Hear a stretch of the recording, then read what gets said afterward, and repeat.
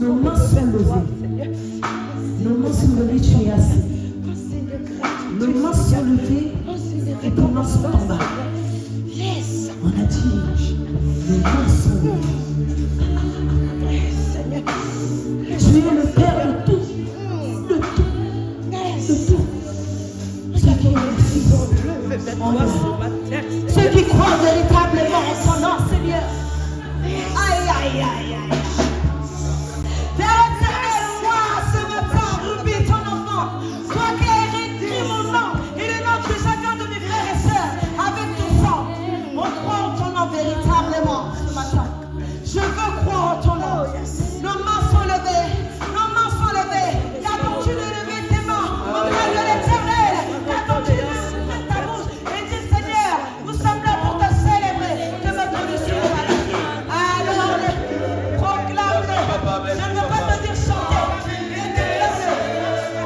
Nos mains sont levées, Seigneur. Nos mains sont levées.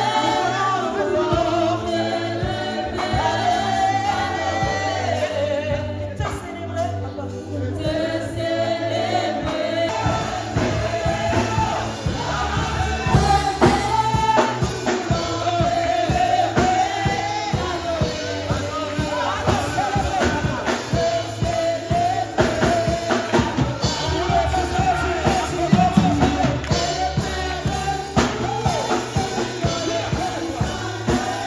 Et ce matin, nous avons ouvert les cieux. Moi, j'y crois. Alors chante, adore, déclare, déclare. Ouvre ta bouche et déclare. Ouvre ta bouche et déclare. Ouvre ta bouche et déclare. Ouvre ta bouche et prononce. Ouvre ta bouche et prononce. Parle à ton Dieu. Parle à ton Dieu. Parle à ton Dieu. Le roi des rois. Le roi des rois. Celui qui ne s'arrête jamais. Celui qui ne s'arrête jamais. Oh, le redoutable. L'infiniment droit. L'infiniment puissant. Élève ta voix. Élève ta voix. Élève ta voix. N'aie pas peur du surnaturel. N'aie pas peur du surnaturel. N'aie pas peur du surnaturel. D'abord, et il disait que ta volonté s'accomplisse. Nous qui avons emboîté son pas, nous qui avons attaché à son ministère, nous sommes des imitateurs. Je ne suis qu'un simple imitateur. Et ce matin, Seigneur, je vais imiter le Christ. Avant que je communie, avant que je mange sa chair, je te rends grâce.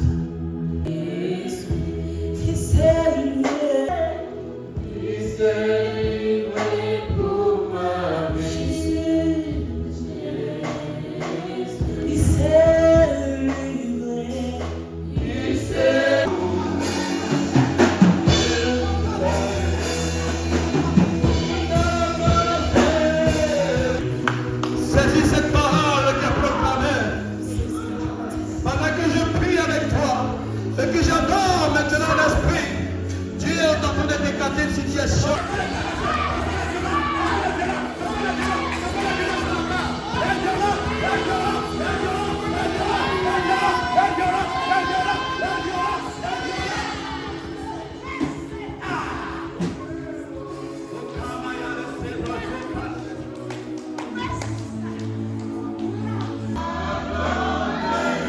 Mon serviteur, mon servant. Oh Seigneur, Yes. là tu es présent. Je veux t'acclamer.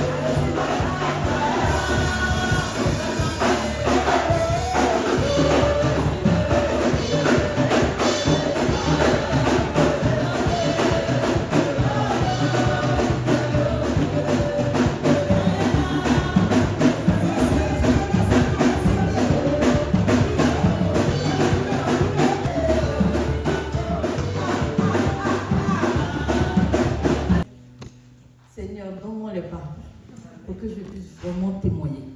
Quand je dis je viens de loin, beaucoup d'hommes savent d'où je viens. À travers vraiment les prières, quand Letty me disait, il faut prier, il dit Letty, je prie quand je suis fatiguée, je ne sais plus quoi dire à Dieu. À un moment donné, je déprimais, j'étais désespérée parce que c'est que prier en fait, et puis tout le temps, c'est toi qui pleures. Tout le temps, tes problèmes finissent pas. Tout le temps, tes problèmes finissent pas. Ça a commencé sur mon premier fils, Samuel. Je cours ici, je pleure ici, je pleure ici. Aujourd'hui, je n'ai pas pu l'emmener parce que, bon, le diable voulait m'empêcher de venir. Maman Mariam dit, viens quand même, maman Mariam, je veux venir, mais je ne sais pas pourquoi je suis lourde ce matin. Pourtant, j'ai dit, le premier dimanche de juin, je viendrai. Et je me suis levée, j'ai dit aux enfants, après ne vont pas à l'église. Et c'est comme ça que nous sommes arrivés là. Mais je tenais à dire vraiment, quand je dis je viens de loin, c'est concernant mes enfants, ma grossesse, ma situation. J'ai traversé tout ça. Tout ça. Concernant la grossesse. Étant enceinte, le papa de mon bébé, les histoires, ma mise dehors. J'étais à la rue et mes enfants, on ne savait pas où partir. Ils m'ont arraché mes enfants, on les a placés. Ah, je pleurais. Personne ne savait que mes enfants étaient placés. Quand le juge m'a dit, vos enfants seront placés provisoirement 6 mois, j'étais avec Letty ce jour. J'ai pleuré au tribunal. J'ai dit, non, Laetitia, on m'a pris mes enfants. Je suis venue chercher quoi en France? Je suis venue chercher quoi en France? On m'a arraché mes enfants parce qu'on me dit, je n'ai pas d'endroit où rester avec les enfants. Mais j'avais cette force qui me disait, tiens bon, ces enfants-là, on te l'a... Papa me disait, ma fille, aujourd'hui tu pleures, demain tu vas rire. Je ne sais pas pourquoi tout le temps il me donnait cet espoir en fait. Il me disait tout le temps, aujourd'hui tu pleures, demain tu vas rire. Tes enfants, on ne t'a pas arrachés. C'est parce qu'en ce moment, tu n'as pas d'endroit où rester avec eux. On les a pris pour le moment pour les mettre dans un endroit où eux, on va les sécuriser. Le temps que tu accouches, parce que tu es enceinte, tu ne pourras pas supporter ta grossesse, les enfants, tout ça. Souvent, je m'assois et dis, c'est vrai ce que papa dit. Mais je sens un vide auprès de moi. Je pleurais toutes les nuits, toutes les larmes de mon corps. Surtout mon fils Diane. J'étais tout accroché à moi, je sentais un vide. Mais quand le bébé bouge dans mon ventre, j'ai dit, ah, il y a une présence.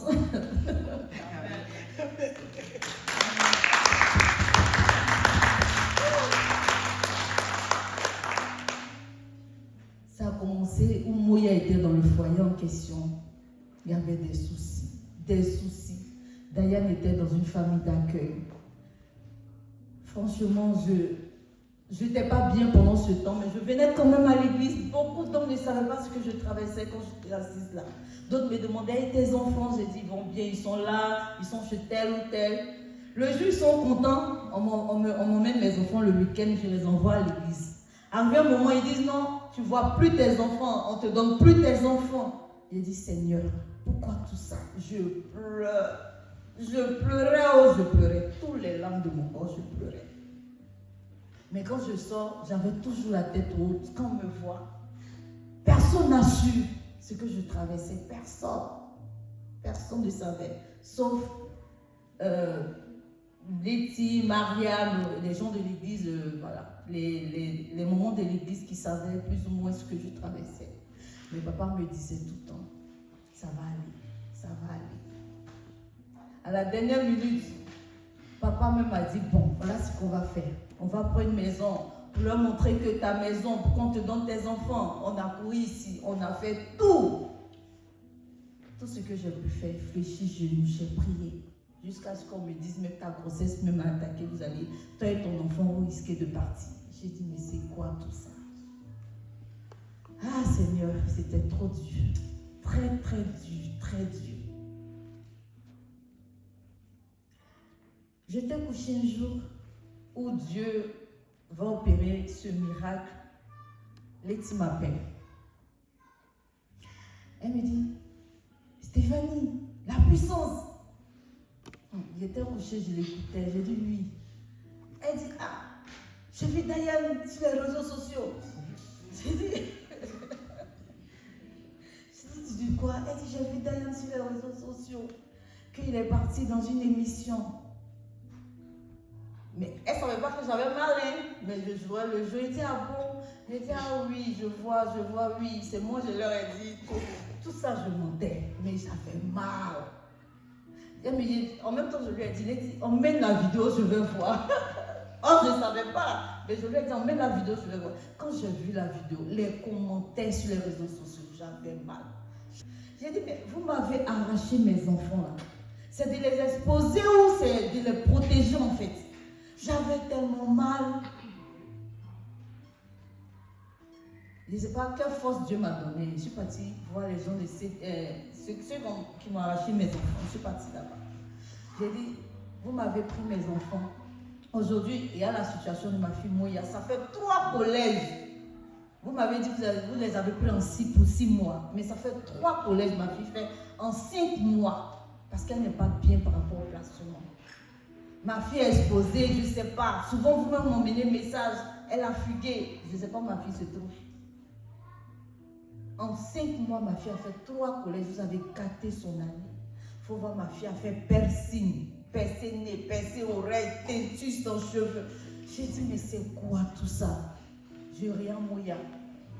J'ai dit, hé Seigneur, je suis venue chercher quoi en France? Ah, je pleure. Jusqu'à l'exposer mon enfant maintenant sur un plateau de télé. Eux, mais ils ont vu que je n'étais pas bien. J'ai pleuré dans les mains. Ils ont dit, bon madame, on va vous remettre vos enfants. Et j'ai dit ce jour-là, j'étais tellement contente. Il dit, vous allez prendre un avocat. J'ai dit, j'ai déjà un avocat. Il dit, non, ne vous inquiétez pas, ne parlez pas à votre avocat, on va vous remettre vos enfants. Et j'ai dit, hé Seigneur, ce que tu as commencé, tu vas accomplir. Je t'ai allé un bon matin. Le 10 avril, on m'envoie tous les barrages de Mouya. Quand on m'a logé, maison à cause de maison, on dit non, moi on m'a chassé, je suis à la rue à cause qu'on m'a arraché mes enfants. On m'a logé uniquement moi et le bébé dans une chambre. Où il n'y a même pas 4 lits pour dire que moi et mes enfants on va occuper. Mais ils m'ont emmené Mouya. Ils disent vraiment, tiens Mouya pour l'instant. Ils m'ont emmené tous les barrages de Mouya. J'étais là. J'ai dit, c'est pas grave. Et Diane, il dit, madame, ne vous en faites pas, on va vous envoyer Diane. Le 1er mai, je dormais à 10h, on m'a envoyé Diane. J'ai dit, hé Seigneur, merci. On ne même pas pourquoi partir au tribunal, hein? On n'est même pas pourquoi aller au tribunal, on m'a emmené Diane le 1er mai, tous ces barrages. J'ai dit, chambre les remplie, je regarde. Je sais qu'il n'y a pas de place, mais je suis contente de voir qu'il y a plus dans mes mains. C'est pas grave.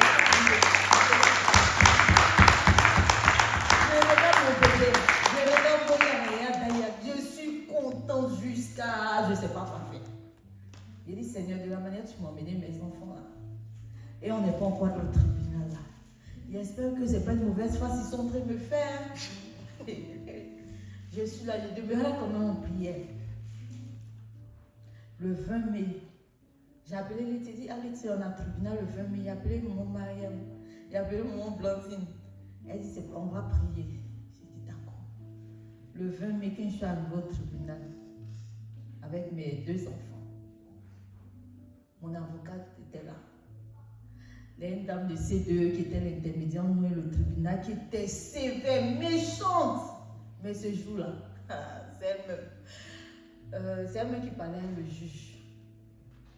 Quand le juge a dit, madame, on lève le placement de vos enfants.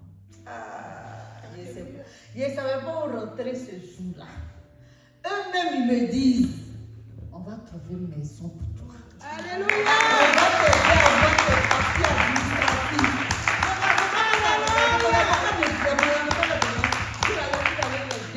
Dans les tâches administratives, c'est quoi? Il dit non, nous, on va l'aider pour qu'elle ait ses papiers.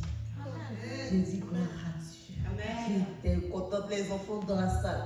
On va voir maison, on va voir maison. Et ça me fait ému, ça me fait toucher. J'ai pris des enfants pour que je tellement heureuse. Donc, je vraiment dit merci à Dieu. Merci pour la vie de moi et mon enfant qui nous nous a fait sortir de la mort. Et merci de m'avoir redonné mes enfants. L'Éternel vraiment a dit merci. D'ailleurs, des moyens, venez. Venez quand même.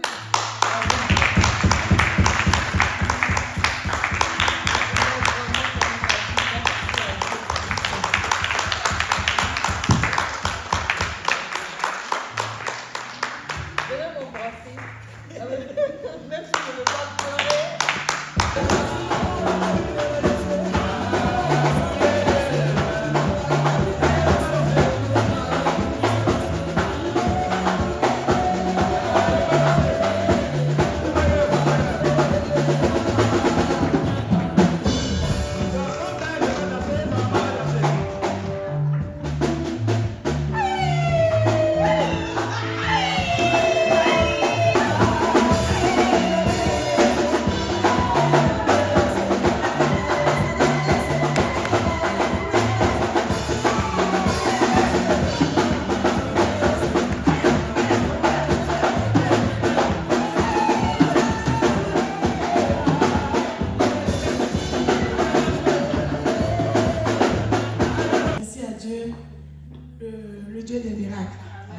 Le Dieu de l'impossible.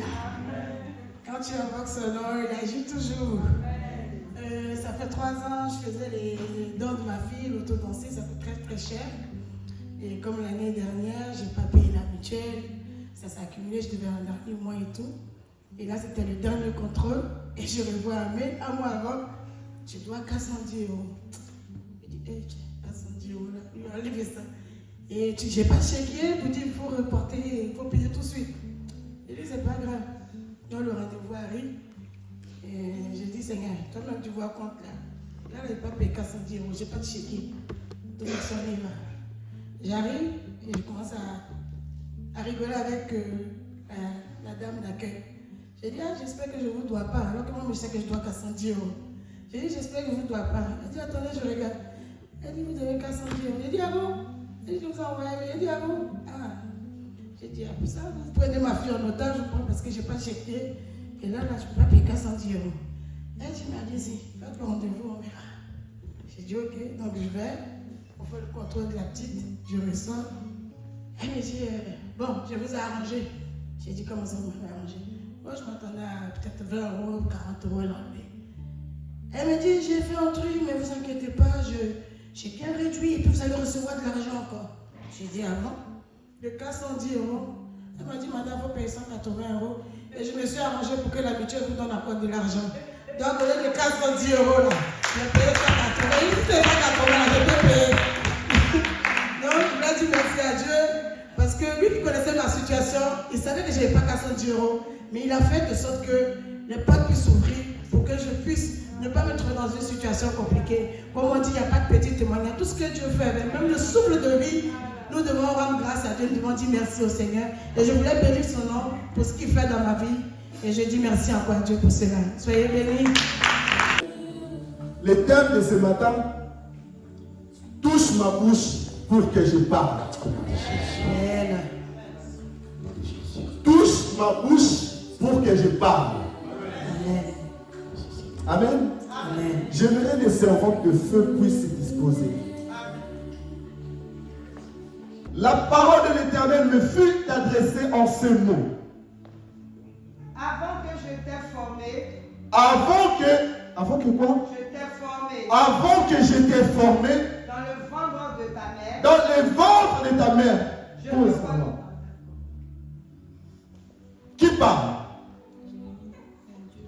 Qui parle? C'est Dieu qui parle à Jérémie. Il lui dit ceci. Avant que tu fusses formé dans le ventre de ta mère, qu'est-ce qu'il dit après? Je te connaissais. Je te connaissais. Après? Et avant que tu sois sorti de son sein. Avant que tu sois sorti de son sein. Je t'avais consacré. Je t'avais consacré. Je t'avais établi. Prophète des nations. Amen. Continue, servante. Je répondis. Oui. Ah Seigneur. Ah Seigneur. Éternel. Éternel. Voici. Je ne sais point parler. Je ne sais point parler. Car je suis un enfant. Amen. On s'arrête là pour le moment. Ici, Jérémie, Dieu lui dit te connaissais depuis le début, avant que tu puisses venir dans ce monde. Il lui dit, j'étais établi prophète des nations. J'étais établi prophète à ces nations que tu viens de naître. Amen. Et Jérémie répondit à Dieu, Dieu, moi je n'ai pas de parole, je suis qu'un enfant. Le thème de ce matin, touche ma bouche pour que je parle.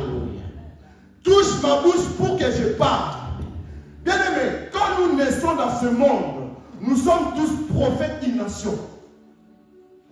Quelqu'un me comprend? Alléluia. Chacun de nous a une mission à faire dans ce monde, a une mission à accomplir, a une mission que Dieu a envoyée dans ce monde.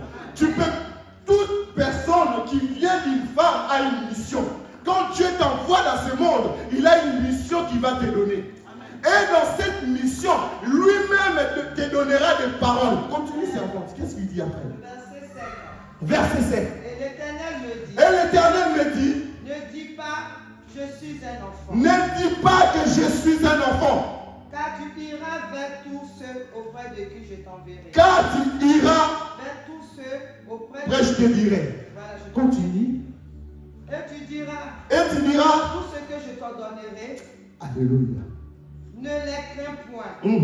Car je suis avec toi. Car je suis avec toi. Mélodie prophétique. Merci de chanter. Bien-aimés, j'aimerais que vous puissiez ouvrir vos esprits. Vous puissiez écouter cette parole. Servante, va dans le livre d'Ézéchiel 2, verset 10. L'Éternel parle à son serviteur Jérémie, le serviteur qu'il a choisi. Lui-même lui parle, il lui dit que j'étais choisi parmi tant d'autres. J'étais choisi et établi prophète. Ézéchiel 2, verset 10.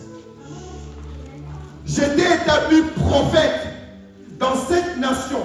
J'étais établi prophète dans toutes les nations. J'étais établi prophète pour une mission. J'étais établi prophète pour accomplir une mission.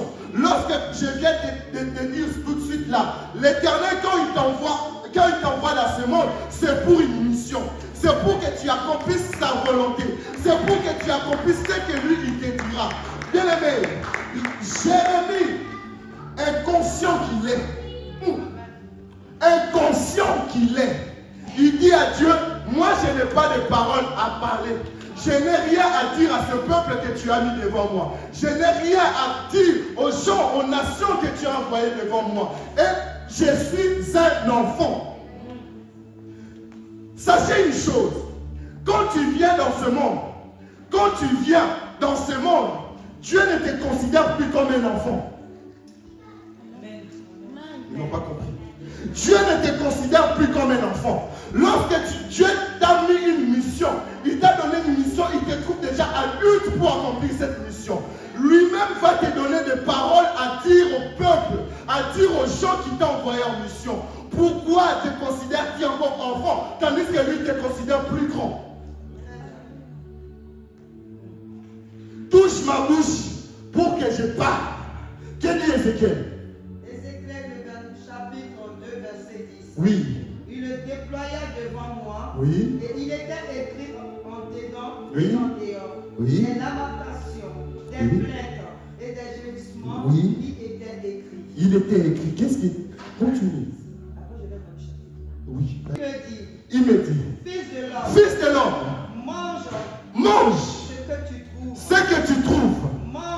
Mange ce rouleau et va faire à la maison d'Israël. Recommence. Il me dit, Fils de l'homme, mange ce que tu trouves. Mange ce rouleau. Et va à la maison d'Israël. Va dans la maison d'Israël. Après, j'ouvris ma bouche. Et il me fit manger ce rouleau. Merci, servant. Donc, acclamons très fort d'abord pour ça.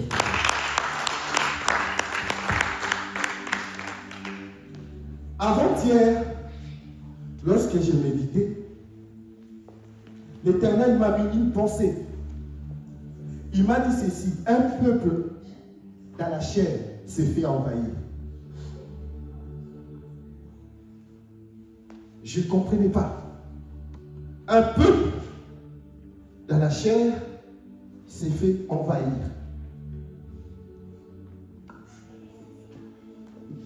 Mon frère, mes soeurs, ici nous voyons que Dieu est en train d'envoyer une mission à ses serviteurs.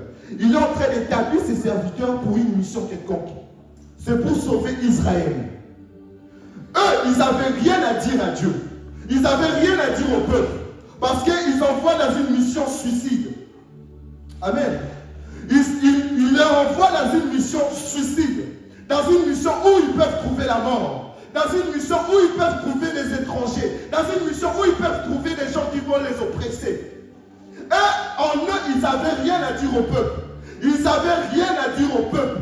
Mais Dieu leur a dit, ouvre, il dit à Ézéchiel, ouvre ta bouche pour que je puisse te faire manger ce rouleau. Pour manger ce rouleau. Bien-aimé enfant de Dieu, lorsque tu viens dans la présence de Dieu, lorsque Dieu t'a établi quelque part, lorsque Dieu t'a établi dans ce lieu ou dans une autre, dans une assemblée, faisez une chose, disait que Dieu vous donne des paroles à dire à ce peuple. Ce n'est pas votre propre force, votre chair qui doit travailler. Ouvre ma bouche pour que je parle. L'Éternel a besoin de ta bouche pour parler à son peuple. L'Éternel a besoin de ta bouche, de ta voix pour parler aux siens. Mais toi, qu'est-ce que tu fais? Tu fermes ta bouche pour qu'il ne te fasse pas manger. Comment tu vas grandir? Manger. Lorsque l'Éternel fait manger à Ézéchiel, il lui disait, ça veut dire quelque chose. Lorsqu'on mange, on se nourrit de quelque chose. On se nourrit pour que sa santé, tu puisses être en merci.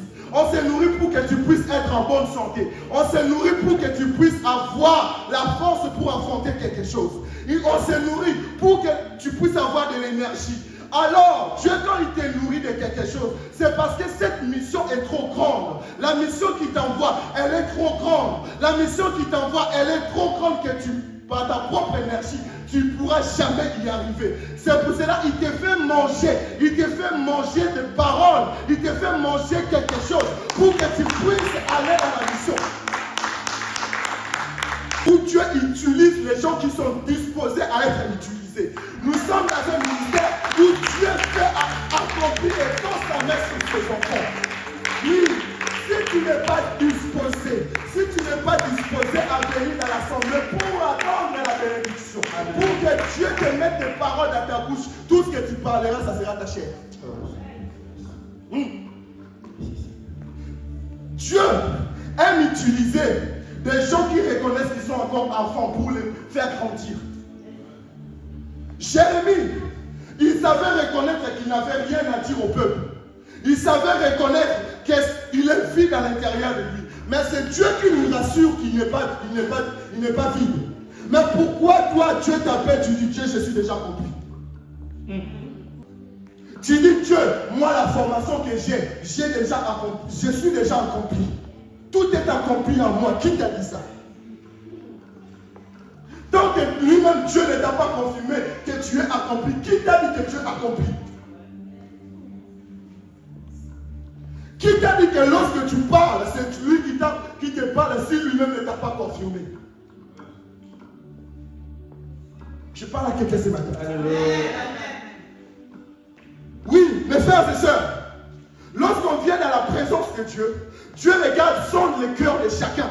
Il sait qui utiliser. Il sait qui utiliser. Il sait qui va amener sa parole au travers du monde. Mais si toi, ta parole s'arrête à toi, comment lui va t'utiliser s'il veut traverser les frontières?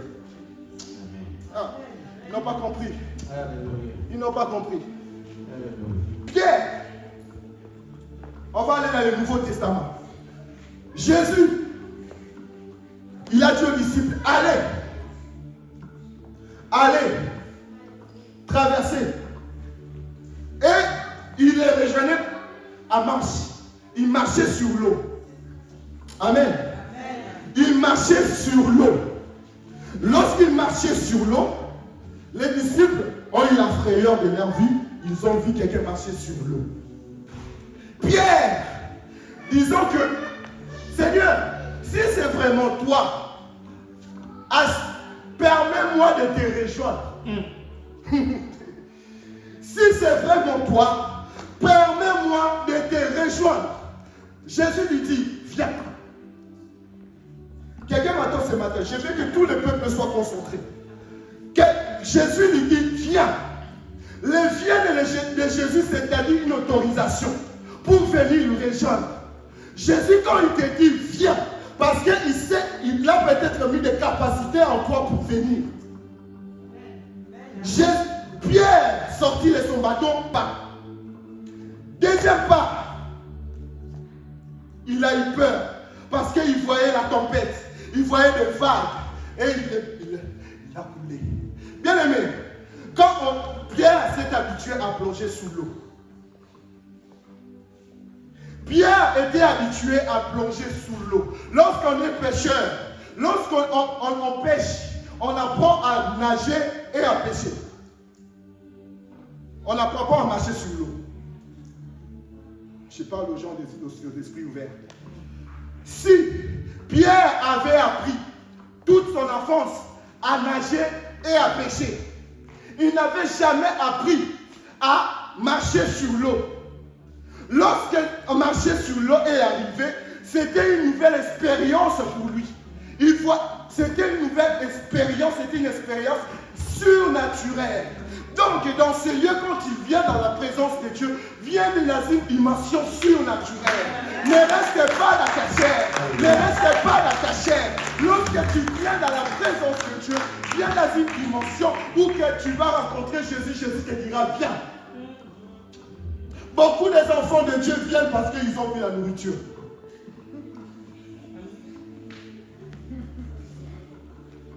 Ou ils viennent pour quelqu'un. Nous, serviteurs, servantes de Dieu, nous devons exercer l'œuvre de Dieu dans le surnaturel. Dieu a besoin de gens surnaturels. Il n'a pas besoin de serviteurs, servantes remplis de chair. Lorsque la chair prend le dessus, il t'amène à l'écoulement. Il t'amène que tu puisses être coulé pour que tu puisses te noyer. Lorsque tu travailles avec ta chair prend le dessus sur tout ce que tu fais. L'esprit n'utilise pas les gens qui sont dans la chair. Amen. Il dit à Ézéchiel, ouvre ta bouche pour que je te le fasse manger. Si je te le fasse manger, au moins tu auras l'énergie pour aller affronter ce peuple.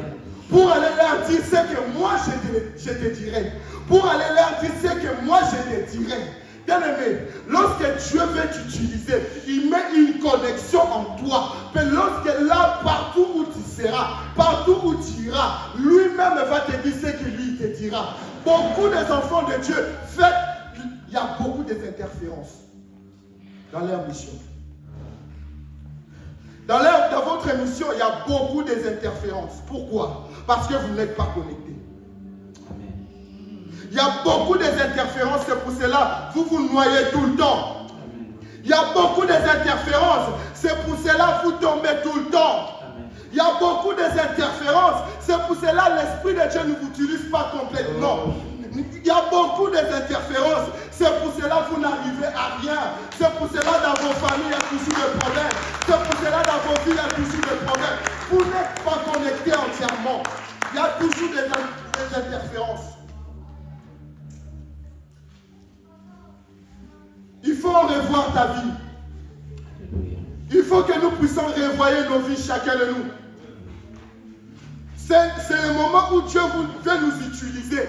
Dieu va utiliser les gens qui seront disposés à être utilisés. Je le répète encore. Dieu va utiliser des personnes qui seront accessibles à lui. Qui mettront tout son temps. Tu verras les autres monter, mais toi tu es toujours par terre. Rien n'évolue. Parce que tu es rempli de l'orgueil, parce que tu es rempli de l'impudicité, parce que tu es rempli de la jalousie, parce que tu es rempli de la colère, parce que tu es rempli de toutes les mauvaises choses. Toutes les mauvaises choses qu'on connaît, c'est toi.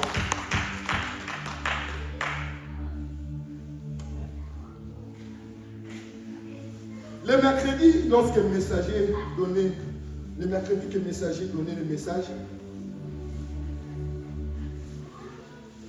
Bien-aimé, j'ai compris quelque chose. Le propre sorcier de nos vies, c'est nous-mêmes. Des sorciers, des grands sorciers. Ne cherche pas ton oncle n'a rien à voir. C'est toi-même. Parce qu'il y a des autres choses que nous faisons dans les secrets, on croit que personne ne nous voit. Parce qu'il y a des choses que nous faisons, lorsque les gens ne nous voient pas, nous croyons que non, on est bien protégés. L'Esprit de Dieu t'accompagne là partout où tu vas. Et il révèle tout. Je le répète encore. Il révèle tout. Bien-aimé, ne travaillons pas dans la chair. Laisse Dieu t'accomplir dans ta mission. Les chantres, les modératrices, les prédicateurs, les pasteurs, des évangélistes, ne laissez pas vos chairs travailler. Travaillez selon l'esprit. Travaillez avec Dieu avec vérité. Servons Dieu avec assiduité et servons Dieu avec volonté. Parce que si tu n'as pas la volonté de servir Dieu, qui sers-tu?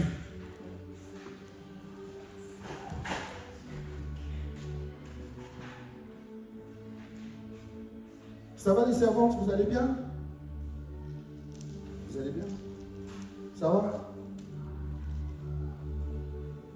Prenons conscience de nos vies. Oui, je sais, nous sommes tous humains.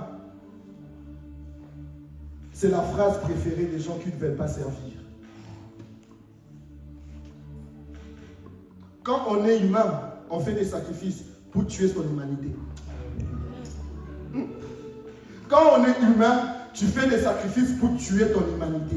Lorsque tu t'assois dessus, tu te dis, non, je suis humain, donc Dieu va me comprendre, tu vas mourir.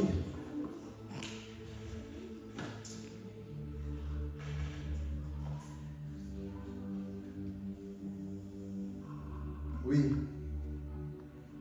Faisons attention à cela. Dieu a besoin qu'il puisse nous utiliser puissamment au travers des nations.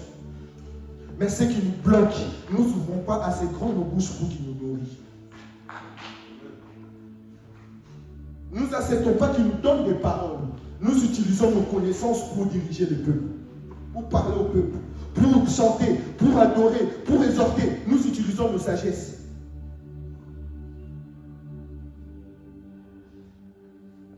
La sagesse de l'homme, l'intelligence de l'homme est éphémère, mais la sagesse de Dieu, c'est lui qui te donnera la vie.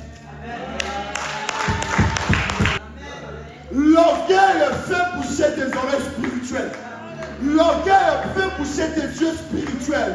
C'est l'orgueil qui met des écailles dans ta vie pour que tu ne vois rien. Dans ta vie, si aujourd'hui tu ne vois rien sur ton chemin, c'est parce que tu es orgueilleux.